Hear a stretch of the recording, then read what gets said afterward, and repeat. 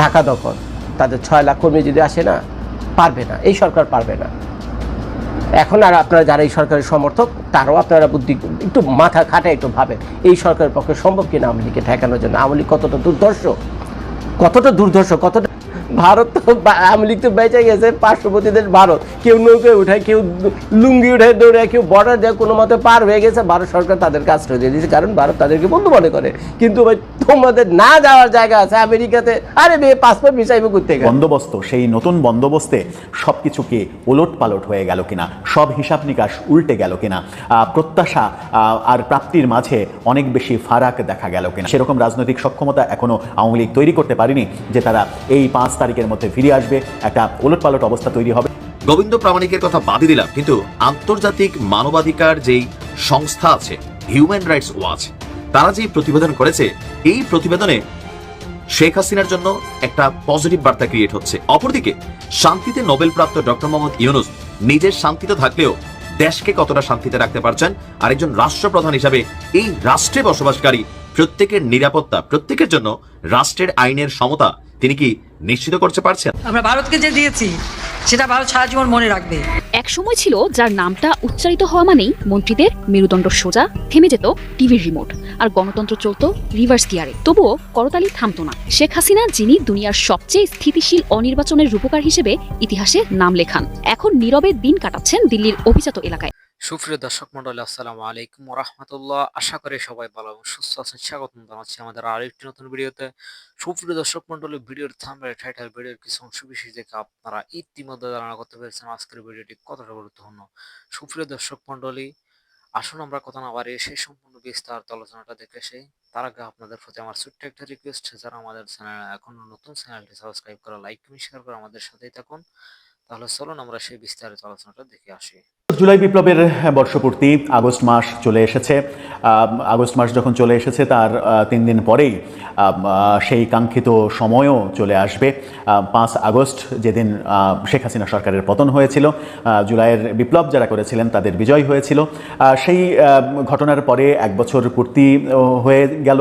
এই 1 বছরে যে প্রশ্নটা সামনে এসে দাঁড়ালো সেটা হচ্ছে, নতুন যে বন্দোবস্ত, সেই নতুন বন্দোবস্তে সব কিছুকে ওলট পালট হয়ে গেল কিনা, সব হিসাব নিকাশ উল্টে গেল কিনা, প্রত্যাশা আর প্রাপ্তির মাঝে অনেক বেশি ফারাক দেখা গেল কিনা, এই প্রশ্নগুলো চতুর্দিক থেকে উঠছে। এই প্রশ্নগুলো চতুর্দিক থেকে যখন উঠছে, তখন জুলাই বিপ্লবের বর্ষপূর্তিতে এরকম একটা স্টোরি তৈরি করেছে বাংলাদেশের অন্যতম গণমাধ্যম মানবজমিন, এবং মানবজমিন সম্পাদক মতিউর রহমান চৌধুরী তিনি এই স্টোরিটা লিখেছেন, যেখানে দুঃস্বপ্নের কথা বলেছেন, যেখানে জুলাই বিপ্লব বেহাত হওয়ার কথা তিনি বলেছেন, এবং জুলাই বিপ্লবের মাধ্যমে নতুন বন্দোবস্তের যে স্বপ্ন, সেই নতুন বন্দোবস্তের স্বপ্ন ওলট পালট হয়ে যাওয়ার কথা তিনি বলেছেন, এবং সেই ক্ষেত্রে সরকারকেই তিনি দোষারোপ করেছেন। কি বলতে চাইলেন তিনি, আদতে বাস্তবতা কি, সেটা চলে যাচ্ছি মূল ভিডিওতে। বলছিলাম, জুলাই বন্দোবস্তে সব কিছু ওলট পালট হয়ে গেল, সব প্রত্যাশা ধোঁয়াশায় রূপান্তরিত হলো কিনা সেই প্রশ্ন উঠেছে, এবং সেই প্রশ্ন তুলেছেন এবার মানবজমিন সম্পাদক মতিউর রহমান চৌধুরী। তিনি মানবজমিনে শিরোনাম করেছেন, নতুন বন্দোবস্তে সব কিছু কি ওলট পালট হয়ে গেল। শিরোনামটা আপনারা দেখে নিতে পারেন। সেখানেই তিনি বলছেন, আগে জানতাম বিরোধীরা মতলববাজ, গুজব ছড়ায়, আতঙ্ক তৈরি করে, এখন দেখছি সরকারও তাই করে। খুবই মারাত্মক একটা অভিযোগ।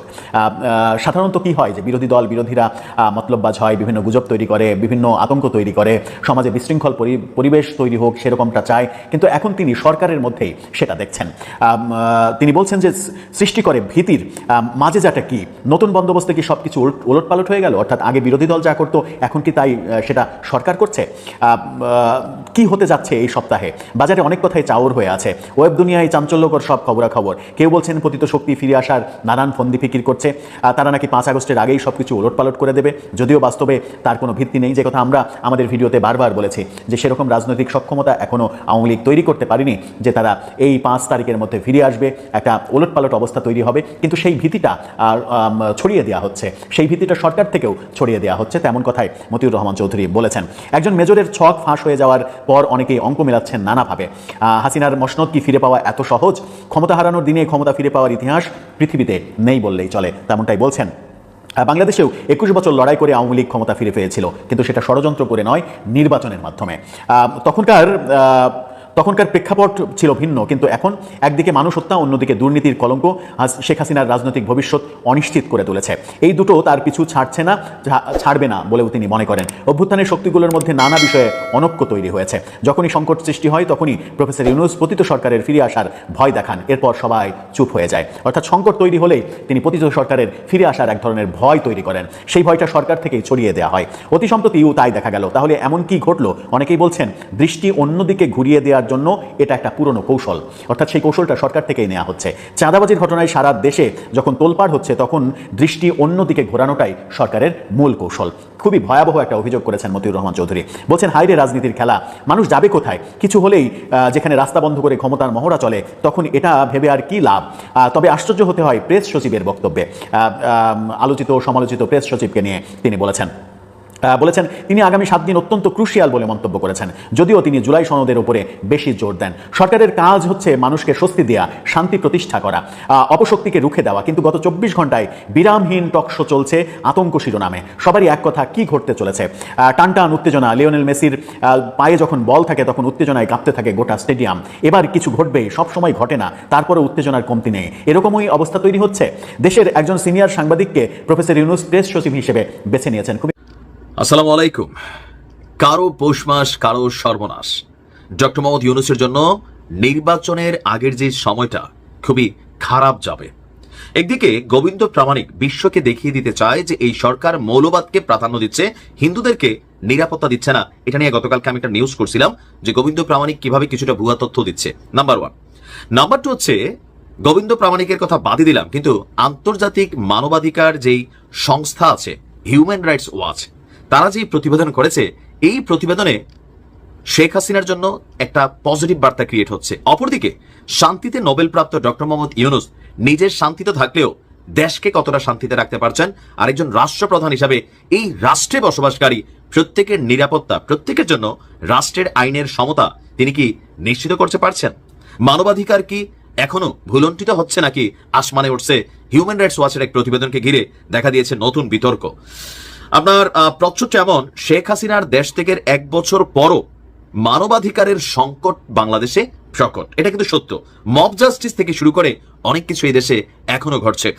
দর্শক, জুলাই আগস্ট আন্দোলনে আপনার শেখ হাসিনার সরকারকে যখন উৎখাত করা হয়েছিল, এরপর ডক্টর মোহাম্মদ ইউনূসের নেতৃত্বে গঠন করা এই অন্তর্বর্তী সরকার মানবাধিকার রক্ষার চ্যালেঞ্জিং যে কর্মসূচি, সেটাকে বাস্তবায়নে ব্যর্থ হচ্ছে। গতকাল যুক্তরাষ্ট্রের নিউ ইয়র্ক ভিত্তিক আন্তর্জাতিক মানবাধিকার সংস্থা হিউম্যান রাইটস ওয়াচ বলছে, আপনার এটা তারা তাদের HRW যে ওয়েবসাইট আছে সেখানে প্রকাশ করেছে। তারা বলছে শেখ হাসিনার আওয়ামী লীগের 15 বছরের শাসনামলে যে ভীতি, দমন পীড়ন, গুমের মতন ব্যাপক মানবাধিকারের লঙ্ঘনের ঘটনা ঘটত, তার কিছুটা অবসান হচ্ছে। তবে অন্তর্বর্তী সরকার কথিত রাজনৈতিক বিরোধীদের দমনে নির্বিচারে আটক করছে। মানবাধিকার সুরক্ষায় তারা এখনো কাঠামোগত সংস্কার আনতে পারেনি। শব্দটা দেখবেন যে কথিত রাজনৈতিক বিরোধীদের দমনে, মানে এখানে আওয়ামী লীগকেই ইস্যু করা হচ্ছে, অথবা আওয়ামী লীগ ট্যাগ দিয়া যাকে তাকে যে গ্রেপ্তারের ইস্যুটা, এটা নিয়েও এখানে আসলে আলোচনাটা করা হয়েছে। হিউম্যান রাইটস ওয়াচের এশিয়া অঞ্চলের উপপরিচালক মীনাক্ষী গাঙ্গুলি তিনি বলছেন, মানবাধিকার ভিত্তিক গণতন্ত্র গড়ার আশায় 1 বছর আগে যারা শেখ হাসিনার নিপীড়নমূলক শাসনের বিরুদ্ধে জীবনের ঝুঁকি নিয়ে বিক্ষোভে অংশ নিয়েছিলেন, তাদের সেই আশা এখনো পূরণ হয়নি। অন্তর্বর্তী সরকার যেন একটা জায়গায় আটকে আছে। একদিকে সংস্কারবিহীন নিরাপত্তা বাহিনী, অন্যদিকে মাঝে মধ্যে